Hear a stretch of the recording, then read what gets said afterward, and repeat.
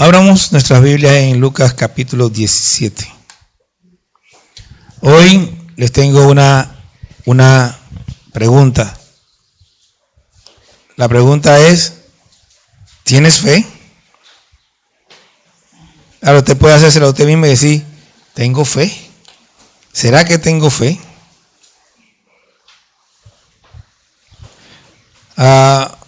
La Biblia registra una preciosa interacción entre Jesús y sus discípulos durante su ministerio terrenal.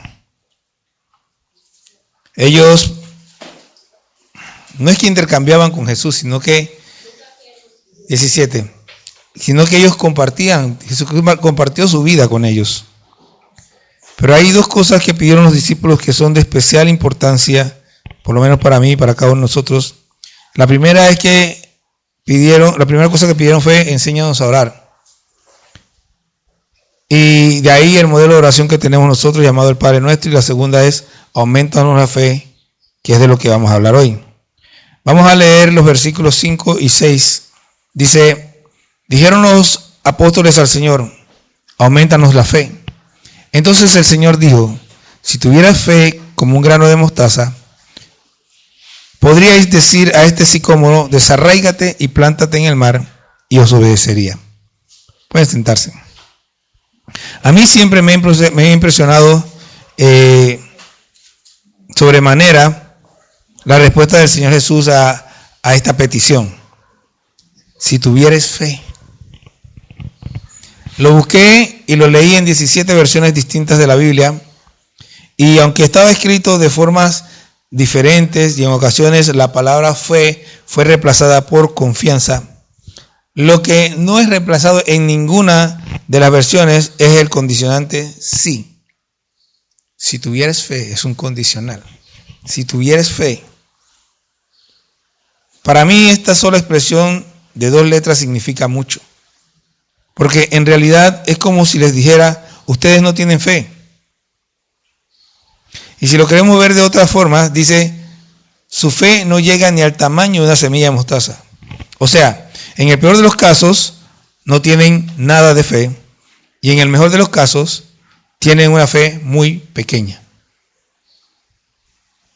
Sin embargo, lo que tenemos que considerar en este pasaje, o a lo que debemos prestar más atención, es a la solicitud misma. Porque el Señor siempre responde a este tipo de solicitudes, y la pregunta es cómo responde en este caso, cómo respondió. La respuesta es que Él respondió con una serie de historias y situaciones que siguieron después de hecha la petición. Usted puede leer esa petición y seguir leyendo y no se da cuenta que lo que el Señor está haciendo es respondiendo a la petición, está aumentándole la fe. Yo he sacado 7 formas en las que la fe actúa y que si nosotros las desarrollamos, habremos aumentado nuestra fe y vamos a ver de qué se trata. Porque el tema es ese, ¿no? Aumentanos la fe.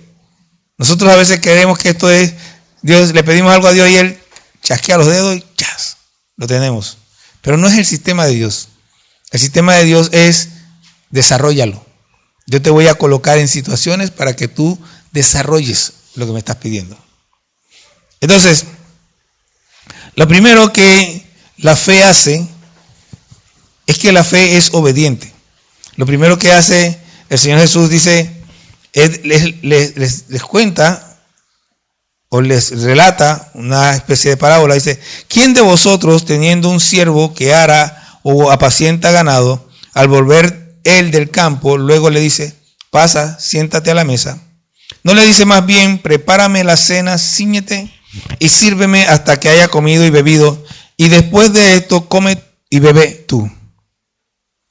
¿Acaso da gracias al siervo porque hizo lo que se le había mandado? Yo pienso que no. Así también vosotros, cuando hayáis hecho todo lo que os ha sido ordenado, decid, siervos inútiles somos, pues lo que debíamos hacer hicimos. Y yo leo esto y leemos esto, y ¿qué tiene que ver eso con la petición de aumentanos la fe? Bueno, es que el siervo, ¿qué hace? Obedece a su Señor. ¿Usted quiere que su fe aumente? Obedezca. Tiene tarea que hacer. Esta parábola en esencia lo que significa es Dios no te debe nada. Aun cuando tú trabajaste mucho, hiciste todo lo que hiciste, Dios no te va a deber nada. Simplemente tú vas a hacer lo que se te dijo, lo que tu jefe te dijo que hicieras.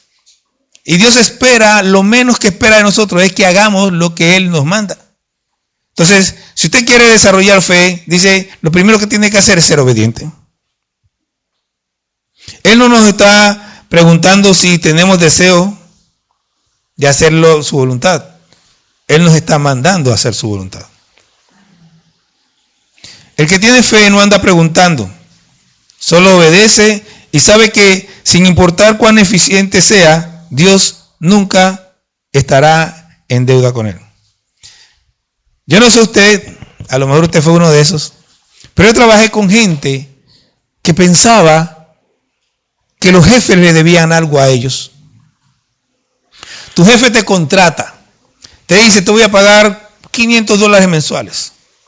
Y tu jefe puntualmente te paga $500 mensuales. Pasan 5, 6, 7 años y tú dices, ya yo tengo 7 años aquí, yo merezco un aumento. Y la pregunta es, ¿por qué? ¿Por qué mereces un aumento? Tú firmaste un contrato que decía $500. El contrato no dice, después de 7 años te voy a dar un aumento. Ahora la pregunta es, ¿estás haciendo más de lo que tu jefe te pidió que hicieras? ¿O estás haciendo lo que se te mandó? Si estás haciendo lo que se te mandó, lo que firmaste, no mereces ningún aumento. Ahora, que hayan arreglos y que tú puedas lograr que te aumenten, eso no significa que lo merecías. Ahora, cuando tú trabajas más, cuando tú das más de lo que se te pide, entonces tu jefe puede considerar, oye, este muchacho me es valioso, yo mejor le aumento. Él merece un aumento porque está dando más de lo que yo le pedí. Yo cuando oigo a la gente reclamando derechos, ¿qué derechos? ¿De dónde salen eso? Y créanme, yo pedí aumentos y recibí mis aumentos. Pero yo siempre di más de lo que se pedía de mí.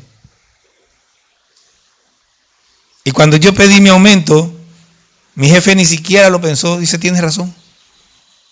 Así, de una. Solo cuando mis jefes estaban cerrados al principio, dijeron que no y después lo pensaron y dieron el aumento. Y cuando les pedí el segundo aumento ni lo pensaron. Y cuando les pedí el tercero tampoco lo pensaron.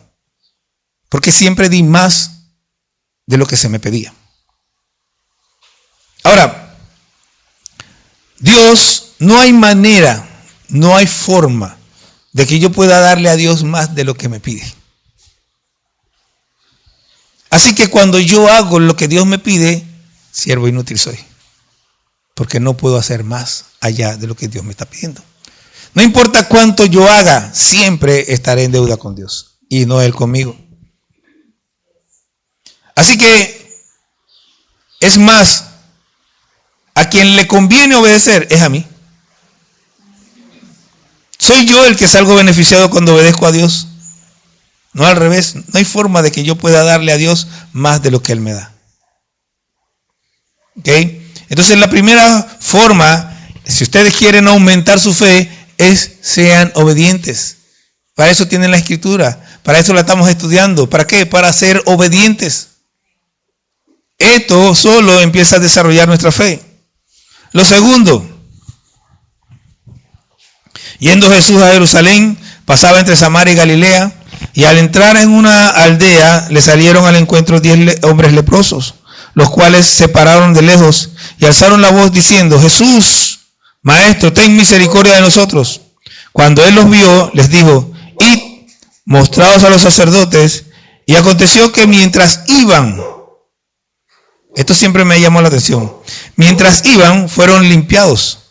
Entonces uno de ellos, que había sido sanado, volvió glorificando a Dios a gran voz y se postró rostro en tierra a sus pies diciéndole gracias.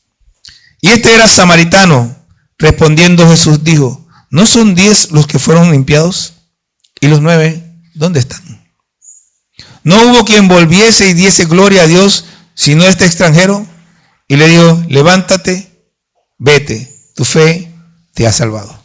Déjeme decirle lo que a mí me impresiona de esta historia. Jesús le dice a ellos, vayan y preséntense al sacerdote. Pero la historia dice que mientras iban, o sea, ellos no llegaron al sacerdote. Mientras iban, fueron sanados y este no llegó allá, se devolvió de una a dar gracias. Acabo de decir, obedece, ¿cierto?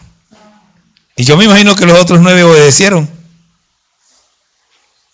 Pero una de las cosas que he hablado en estos días con algunas personas y que nosotros debemos entender es que hay en el mundo, Dios creó el mundo con ciertas leyes.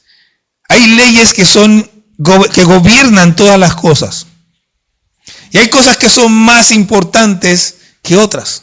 A mí me llama la atención, por ejemplo, cuando el rey Joás va a Eliseo, porque él tenía temor de los sirios, y le dice a Eliseo, agarra una flecha y lánzala por la ventana. Ahora golpea el piso. Y él golpea el piso creo que 2 o 3 veces, no me acuerdo si eran 3 o 2. Y le dice Eliseo, si hubieras golpeado 5, yo hubiera golpeado una vez. Él nada más dijo golpea, no dijo cuántas veces. Pero el problema es que cuando nosotros no tenemos conciencia espiritual, no sabemos cómo actuar en el mundo espiritual. Cuando nuestro corazón no está entregado a Dios, hay cosas que son primordiales. El amor es primordial, la misericordia es primordial, el dar gracias es primordial. Y él volvió a Dios a darle gracias. Y mire, dice la Biblia que él volvió dándole gracias. Ahora, si nosotros nos quedamos ahí, no nos damos cuenta del poder, del valor de esas gracias. Porque lo que Jesús dice, no hubo quien volviese y diese gloria a Dios. O sea, al darle gracias, él estaba glorificando a Dios. Y lo que está diciendo Jesús es tu actitud. Tienes que cambiar, tenemos que cambiar nuestra actitud hacia Dios. La Biblia dice que nosotros debemos dar gracias en todo. Y a veces no tenemos ganas de dar gracias, pero las damos porque sabemos quién es el que está obrando en nuestras vidas. No tenemos que ser sanados de lepra para ir a Dios y darle gracias. Dios no tiene la obligación de sanar a nadie, ni de suplir lo que nosotros necesitamos. Lo hace porque quiere, lo hace porque nos ama. El samaritano no debía recibir nada, entre comillas, porque no era del pueblo de Dios, entre comillas. Sin embargo, Jesús lo sanó porque él quiso. Y el samaritano, mire, usted recuerde siempre la historia de Jesús en la casa de Simón el fariseo. Y cuando usted recuerde esa historia, yo le voy a decir qué es lo más importante de esa historia. Usted podrá pensar que hay otras cosas, lo que sea, pero lo más importante de esa historia es cuando Jesús le pregunta a Simón, Simón, ¿cuál de los dos amará más? Y Simón dijo, aquel a quien se le perdonó más. Cuando tú crees que mereces las cosas, no vas a ser agradecido. Si tú crees que eres del pueblo de Dios y como eres del pueblo de Dios mereces, no vas a agradecer. Pero este samaritano que sabía que no era del pueblo de Dios, que sabía que no era judío, él sabía yo no lo merezco, por eso corrió y agradeció. Pero aquel que cree que lo merece es como el publicano. Señor, te doy gracias porque no soy como los demás hombres. Perdón, como el fariseo. Entonces nosotros tenemos que tener cuidado de saber que las cosas que Dios hace no son porque nosotros las merezcamos. Es por su misericordia solamente.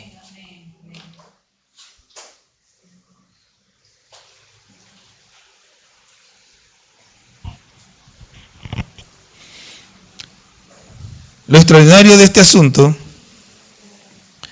es que la lepra en aquel tiempo, tengo entendido que ahora como que hay un tipo que sí y otro que no sé muy bien ese asunto, pero en aquel tiempo no tenía cura, ninguna.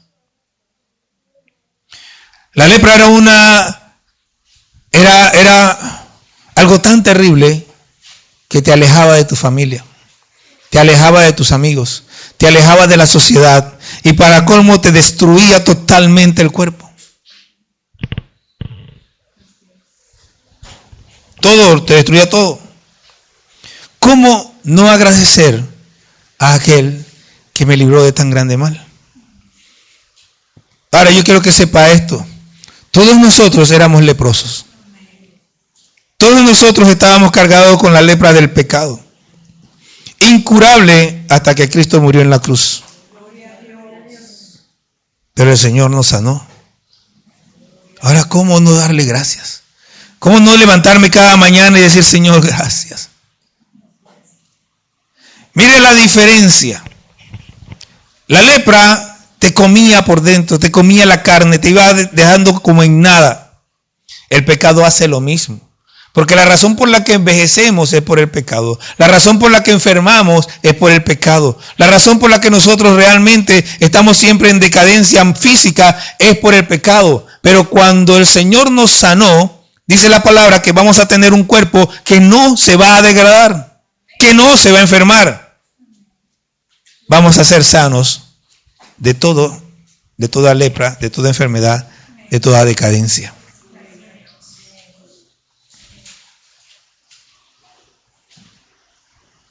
El pecado nos aleja totalmente de Dios, pero la sangre de Cristo nos acerca. Tercero,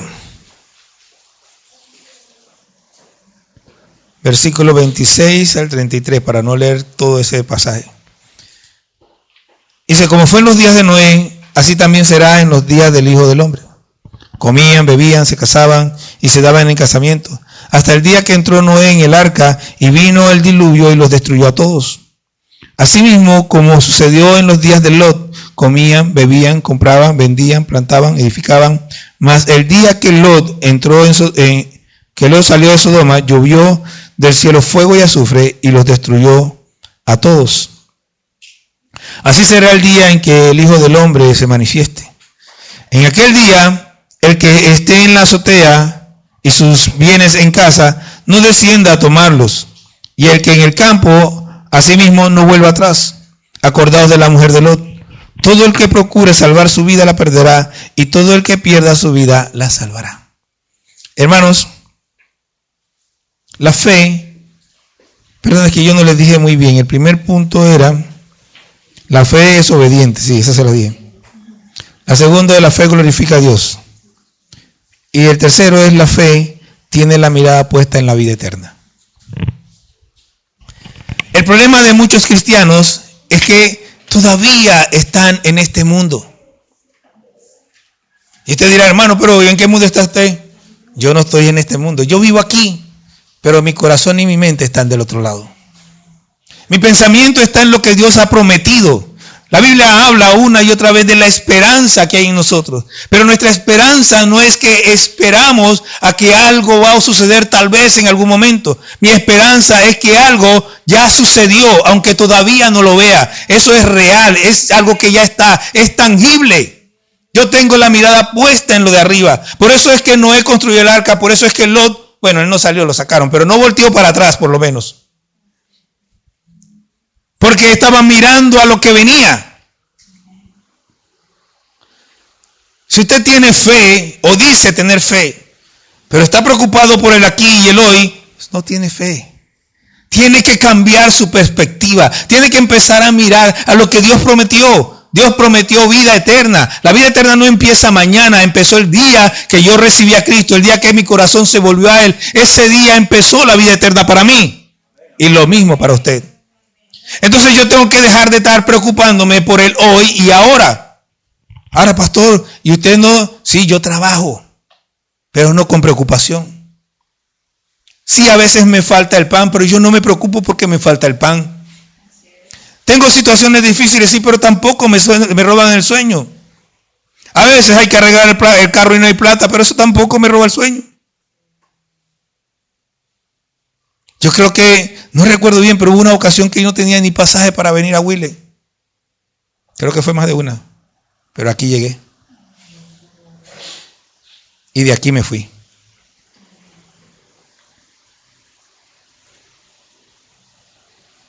El problema de muchos de nosotros es que vivimos aquí y ahora.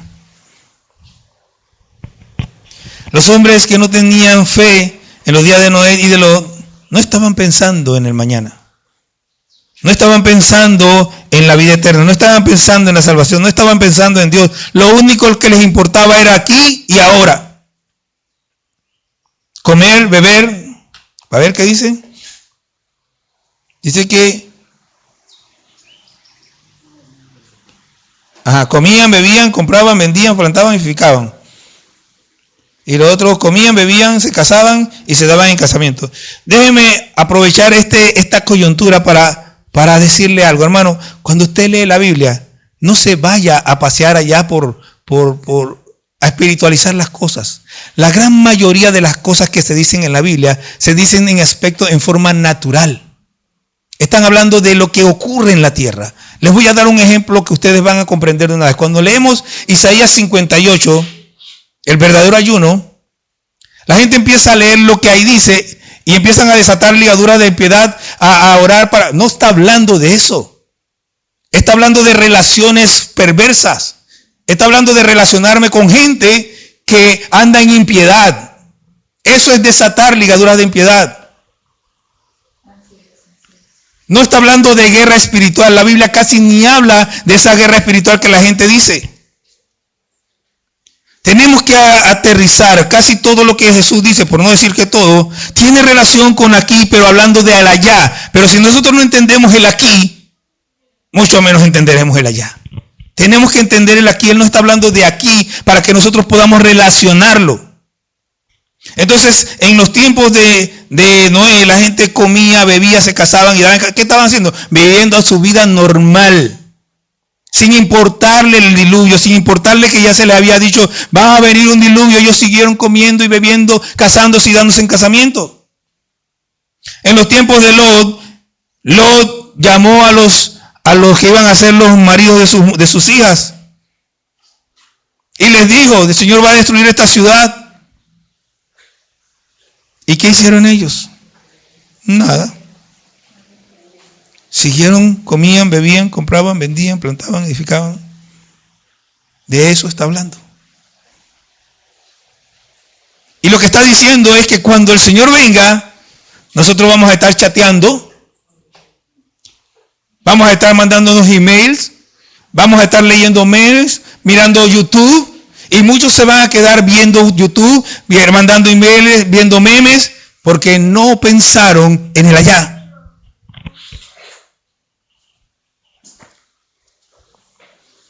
Pedro dice que Lot se afligía su alma viendo el pecado de Sodoma. Y cuando se le avisó lo que venía, no miró atrás. Pero nosotros debemos hacer algo más que afligirnos viendo el pecado. Debemos combatir contra el pecado. Debemos predicar el evangelio. Sabes, a veces yo salgo y yo creo que la palabra que Dios me da es buena.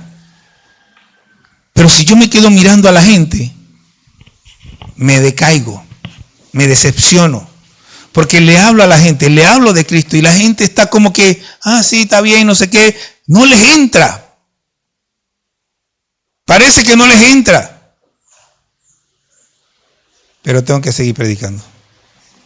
Tengo que volverles a hablar.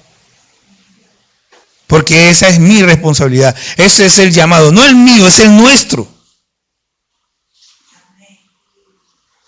A eso estamos llamados todos nosotros. La gente necesita escucharlo. Aunque no le guste, aunque le moleste, tiene que escucharlo. Tenemos que decirlo una y otra vez. Y la gente va a presentar excusas. Van a seguir casándose, dándose en casamiento, comiendo y bebiendo. Pero nuestra responsabilidad, dice Pedro, que Noé era pregonero de justicia. Y no entendieron hasta que vino el diluvio. Ahora, una de las cosas más importantes en esto es la mujer de Lot.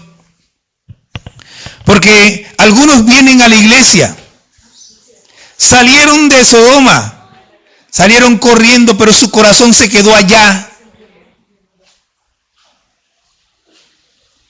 Dejaron el mundo, su cuerpo aparentemente dejó el mundo, pero su corazón sigue en el mundo. Por eso es que dice que el que pierda su vida la hallará. ¿Qué vida? La vida del mundo. El que quiera quedarse con el mundo se va a quedar en el mundo. Va a perderlo todo. Tenemos que renunciar al mundo. a las cosas del mundo. Si usted mira hacia atrás y mira el poco de versículos que debieron haberse aprendido, que debimos habernos aprendido, reconozco que yo tampoco me los podía aprender todos, pero que debimos habernos aprendido, usted se va a dar cuenta. ¿Qué significa vístete de Jesucristo? ¿Qué significa vístete del nuevo hombre? Apártate del mundo. Pedro dice, basta ya haber complacido al mundo en las cosas que ellos quieren hacer. Estoy parafraseando porque no recuerdo bien la cosa. Basta ya el tiempo pasado para haber complacido al mundo. Ya, saliste de ahí, olvídate del mundo. No quieras agradar al mundo. Tu única razón de ser es agradar a Dios. ¿Quieres crecer en fe? Enfócate en Dios, enfócate en lo que ha de venir, enfócate en la esperanza, enfócate en que Cristo va a venir por ti. Y si no estás listo, te quedas. Y lo que ocurrió a Lot es un ejemplo de lo que va a pasar.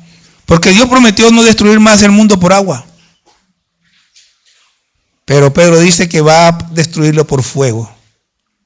Así que cuando nosotros seamos sacados de aquí, lo que viene es fuego.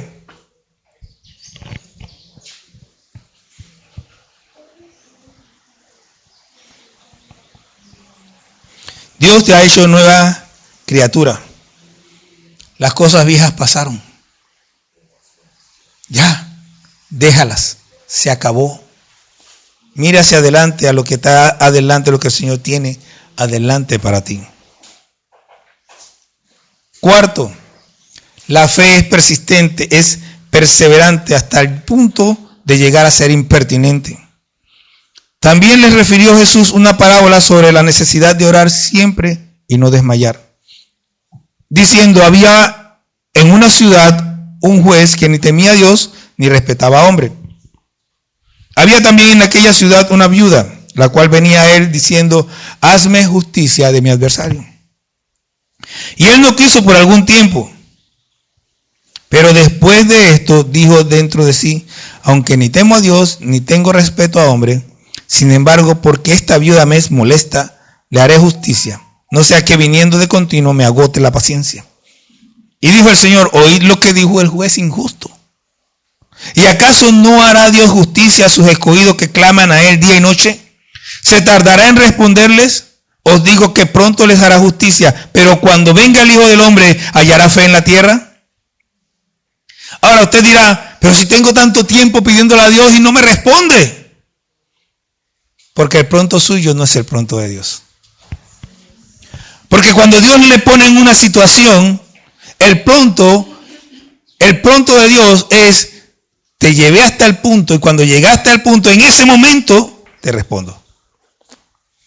Porque Dios quiere desarrollar tu fe y la única manera es poniéndote a orar y a orar y a orar y a orar y a orar. Y por eso es que Filipenses 4:5 dice, por nada estéis afanosos, si no sean conocidas todas vuestras peticiones delante de Dios en toda oración y súplica con acción de gracia. ¿Qué dice ahí? Lo que dice ahí es, ora hasta que tu oración sea conocida delante de Dios. No es que tú oraste, te pusiste de rodillas y ya tu oración fue conocida delante de Dios. No, ora hasta que tu oración sea conocida delante de Dios. ¿Y cuándo yo sé? ¿Y cómo yo sé que mi oración fue conocida delante de Dios? Bueno, por lo que dice el otro versículo. Y la paz de Dios, que sobrepasa todo entendimiento, guardará vuestros corazones y vuestro pensamiento en Cristo Jesús. Cuando yo tengo paz, cuando yo después de orar siento esa tranquilidad, que no importa que el mundo se esté cayendo, no importa que la situación se mantenga, no importa lo que esté pasando, yo me siento tranquilo porque siento que ya está, entonces mi oración fue escuchada. Entonces llegó a la presencia de Dios. Pero eso requiere que seamos perseverantes. Requiere que nos mantengamos. Esta mujer fue tan, que el hombre se fastidió, perdón la expresión, pero en panameño se fastidió. Mejor le respondo, mejor le hago justicia. Sin embargo, Dios no es como ese juez. El juez es injusto, pero Dios es justo. Y Dios es bueno. Y nosotros tenemos que estar enfocados en aquel que nosotros tenemos de nuestro lado. Mire, cuando la gente dice que tiene fe,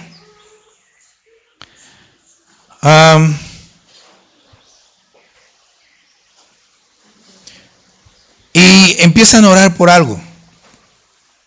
Y pasa el tiempo, el que sea, un mes, un año, lo que sea. Y la persona deja de orar es porque no tiene fe. Porque la fe no se rinde. Déjeme explicárselo agarrando esta misma parábola. Si ese juez hubiera actuado en contra de lo que esa mujer quería, no se lo hubiera quitado de encima. Ella hubiera seguido. Por eso es que dice, mejor les hago justicia, porque ella va a seguir viniendo. Y el que tiene fe sabe. No importa si pasa 1 año, 2 años, 3 años. Dice George Mueller, tengo 50 años orando por 2 hijos de un amigo mío, para que se salven, para que se conviertan. ¿Y cómo no va a pasar si hay una promesa inquebrantable sobre eso? Y dice el que escribe que 1 año antes de que muriera se convirtió el primero. Y al año siguiente de su muerte se convirtió el segundo. Oró hasta su muerte para que se convirtieran los 2 hijos de su amigo. 50 años. ¿Cuántos de nosotros podemos pasar 1 año siquiera? 10 años. La fe no se raja, como dirían los mexicanos. Se mantiene. Y Dios lo que quiere es que nosotros crezcamos en fe. Pero no sucede mágicamente, Señor, dame fe. Está bien. Aquí van tus situaciones para que aprendas a tener fe. Aquí van tus problemas y tus situaciones para que crezcas en fe. Y de repente un par de problemas y empezamos a echar por atrás. Y tú no querías tener fe. Ahí está. Métete, ora, clama.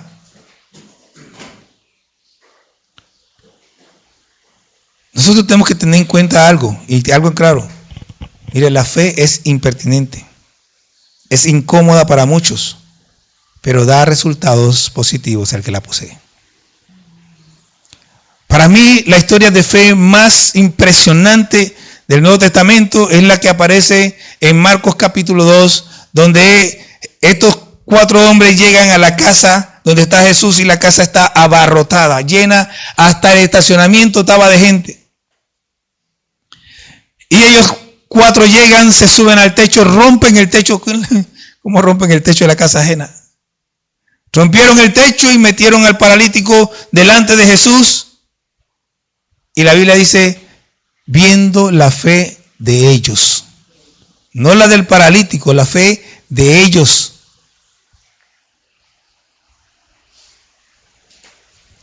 Es incómodo, es impertinente. Pero Dios no te va a cuestionar nunca por tener fe. Él no te lo va a criticar ni se va a molestar contigo. Dios valora a aquellos que tienen ese tipo de fe que no renuncia por las dificultades. Déjeme decírselo. La fe que no renuncia por las dificultades. Ahora déjeme decírselo de otra manera. No existe otro tipo de fe. La que renuncia por las dificultades, eso no es fe. La fe se mantiene. Quinto, la fe es humilde. A unos que confiaban en sí mismos como justos y menospreciaban a los otros, dijo también esta parábola. 2 hombres subieron al templo a orar. Uno era fariseo y el otro publicano. El fariseo, puesto de pie, oraba consigo mismo de esta manera: Dios, te doy gracias porque no soy como los otros hombres, ladrones, injustos, adúlteros, ni aun como este publicano. Ayuno 2 veces a la semana. Doy diezmo de todo lo que gano. Mas el publicano, estando lejos, no quería ni alzar los ojos al cielo, sino que se golpeaba el pecho diciendo: Dios, sé propicio a mí, pecador. Os digo que éste descendió a su casa justificado antes que el otro. Porque cualquiera que se enaltece será humillado, y el que se humilla será enaltecido. Mire, no existe en realidad una persona de fe que sea egocéntrica. Cuando usted ve una persona egocéntrica, ya usted sabe que no tiene una persona de fe frente a usted. Porque la persona de fe sabe que delante de Dios nosotros no somos nada. Sabe que no hay ninguno mayor que el otro delante de Dios, que todos somos iguales delante de Dios. Pero hay quienes se consideran gente de fe y son arrogantes, son pretenciosos. Usted los escucha cómo habla, usted las maneras que se expresan. No solamente en el púlpito, porque por ejemplo en el púlpito cuando uno habla, uno tiene que presentar seguridad de lo que está hablando. Pero cuando bajo de aquí, ¿cómo soy? Es la pregunta. Cuando se cuenta conmigo y hablamos, ¿cómo soy? La gente acepta sus errores. ¿Está buscando o estoy buscando que los demás me sirvan? ¿O estoy para servir a los demás? La fe como característica es humilde, porque la fe viene de Dios. En este caso tenemos a un religioso. Como hay muchos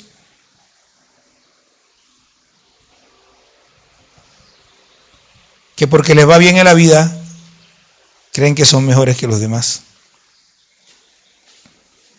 Pero Dios prefiere a los humildes porque estos reconocen su necesidad de Dios. Este hombre reconocía su necesidad. Señor, sé propicio a mi pecador.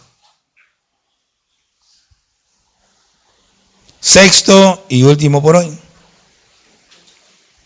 Es muy parecido al tercero. La fe renuncia a lo terrenal para obtener lo celestial. Ya eso se lo dije anteriormente, pero Lucas 18, 28 al 30.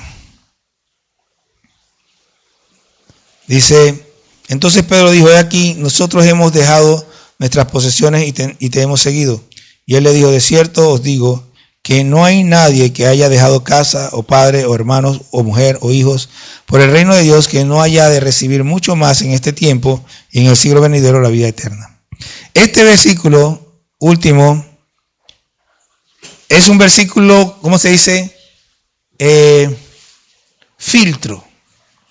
Es maravilloso para poder detectar a la gente de fe de los que solo quieren su propio beneficio. Ay, ¿por qué usted dice eso? Bueno, es sencillo, depende de cómo tú lo interpretes. ¿Ok?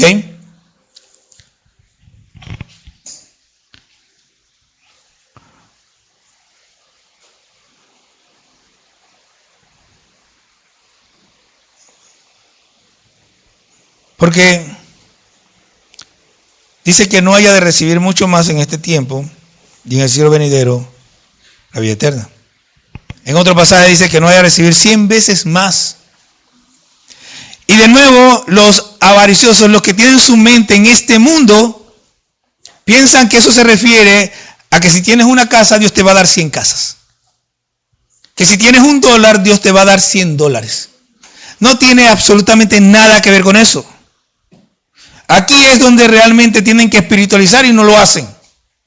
Porque cuando Dios está diciendo, por ejemplo, en otro pasaje, que no reciba más hermanos, etcétera, por ejemplo, yo tengo 6 hermanos. Bueno, sí, 11 hermanos. Tengo 11 hermanos naturales, pero en Cristo tengo millones.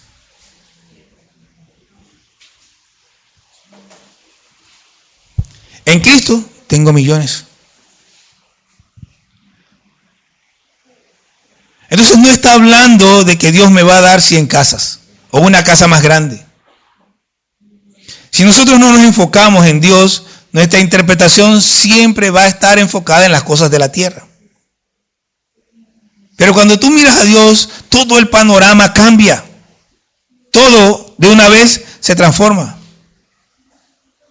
¿Cuántas casas tengo yo?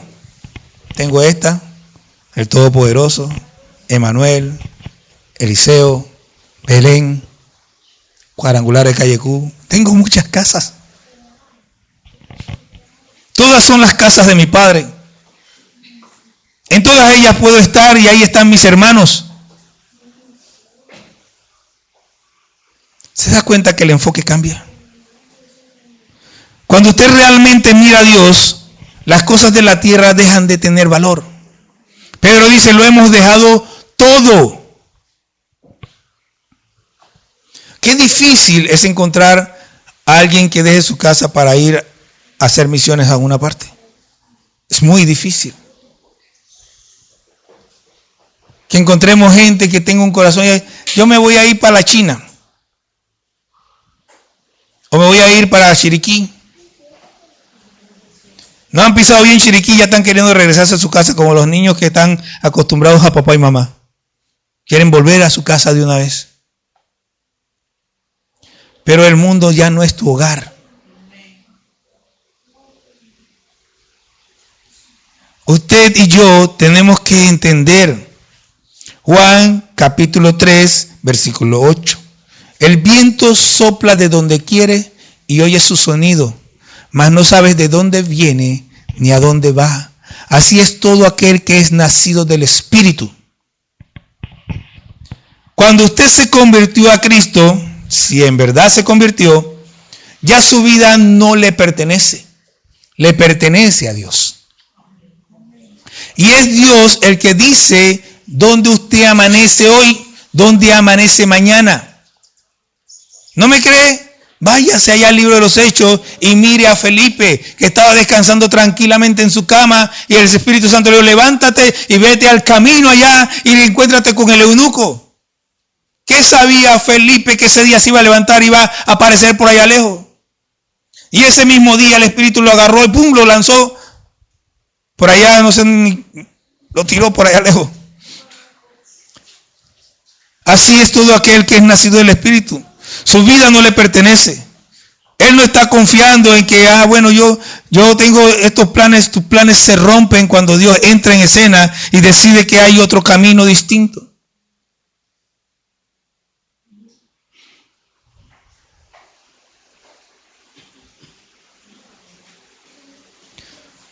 Yo escribí aquí, no sé decir qué es más importante en todo esto, pero sí puedo decir que esto es lo menos común.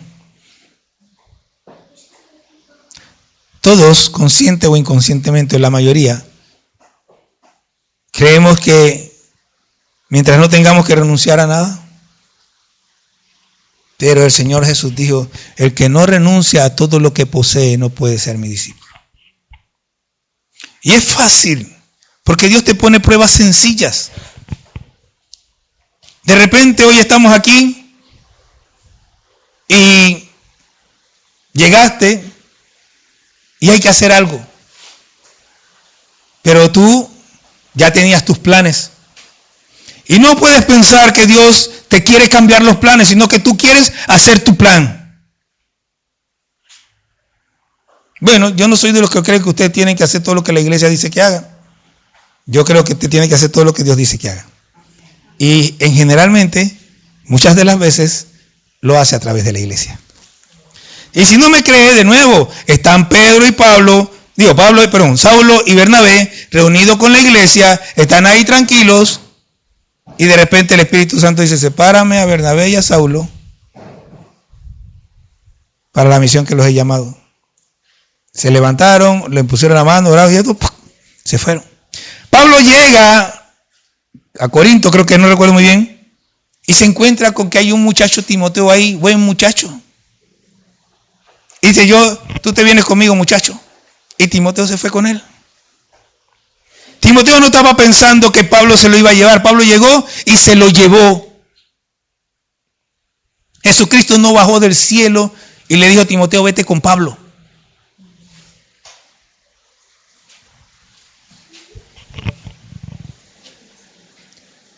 Dios actúa a través de la iglesia porque para eso la dejó.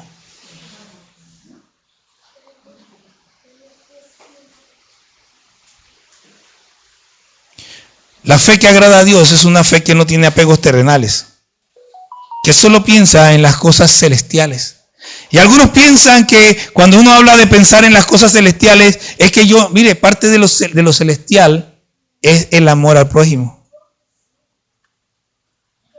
Es manifestación del cielo en la tierra. Pero algunos se equivocan pensando, o están muy allá elevados, o están muy en el suelo. Nuestra mente y corazón deben estar del lado de allá, pero ejecutando aquí. El Padre nuestro dice, hágase tu voluntad, así como se hace en el cielo, que se haga aquí en la tierra.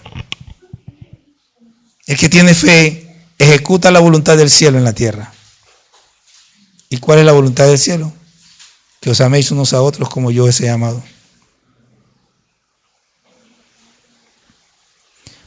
No es una fe espiritualista, es una fe espiritual. La fe espiritualista es mística. No tiene los pies sobre la tierra. Siempre está volando, haciendo guerra espiritual. Siempre el enemigo le está afectando de alguna manera u otra. Cada cosa que le pasa es culpa del diablo o culpa del enemigo. Pero la fe espiritual tiene su mente y su corazón puestos en Dios. Cada cosa que me pasa es un propósito de Dios en mi vida. Es algo que Dios que está trabajando en mí, algo que Dios quiere hacer. El diablo solo es el mandadero de Dios para que Dios me haga crecer a la imagen de Cristo. Ni me preocupa ni pienso en él porque él no tiene nada que ver conmigo. Es Dios el que está obrando en mi vida y en ocasiones lo usa él para eso.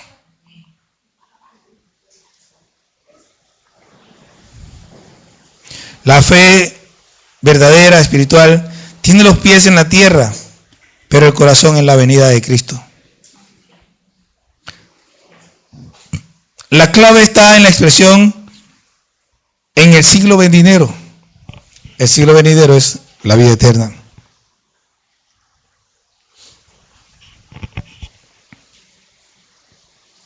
¿Qué podemos aprender de todo esto? La fe es una condición de vida que está totalmente centrada en Dios y su voluntad. No hace lo que quiere, hace lo que Dios quiere. La fe reconoce que todo está sujeto a lo que Dios quiere hacer, por eso le glorifica y le agradece. La fe no va al tanteo, tiene una meta fija, la eternidad. No se detiene ante los obstáculos, los vence, los sobrepasa con perseverancia. La fe es humilde, depende de Dios para su reconocimiento y no se reconoce a sí misma. La fe renuncia a lo terrenal para ganar lo espiritual. ¿Cuántas veces he hablado de dejar lo terrenal? Yo creo que como 5 o 6 veces, ¿verdad? ¿Será importante eso? No sé. Los discípulos pidieron, aumentanos la fe. Y Jesús le respondió diciéndoles, ¿cómo ellos podían aumentar su fe? Hermanos, la fe es menos mística de lo que la mayoría cree. Muchos creen que cuando le pedimos algo a Dios, Él chasquea los dedos y ya, lo tenemos. No. Cuando le pedimos algo a Dios, debemos prepararnos para desarrollar en nuestras vidas lo que Dios quiere que hagamos. Dios proveerá las circunstancias adecuadas para que podamos alcanzar la meta que Él tiene en nosotros. No es que Dios no pueda hacer milagros, sino que Dios conoce muy bien el dicho que dice, lo que no nos cuesta, hagámosle fiesta. Él sabe que lo que no nos cuesta no lo valoramos. Que si nos es fácil, no lo vamos a tener realmente como debe ser. Por eso debemos trabajar para lograr crecer en fe, de modo que cuando veamos lo que nos costó, lo valoremos.